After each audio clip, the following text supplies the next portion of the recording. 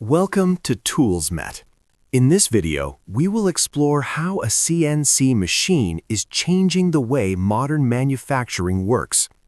CNC stands for Computer Numerical Control.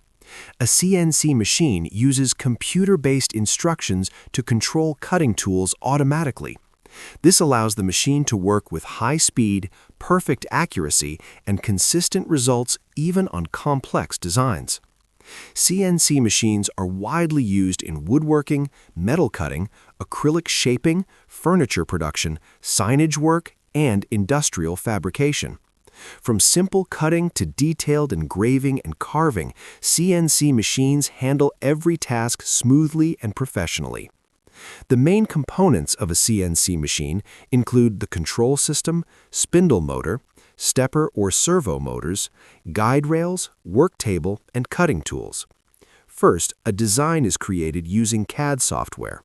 That design is then processed through CAM software and converted into G-code, which controls every movement of the machine.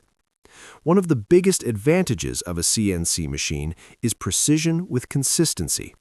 Once programmed, the machine can repeat the same job hundreds of times without losing accuracy. This makes CNC machines ideal for both custom projects and large-scale production.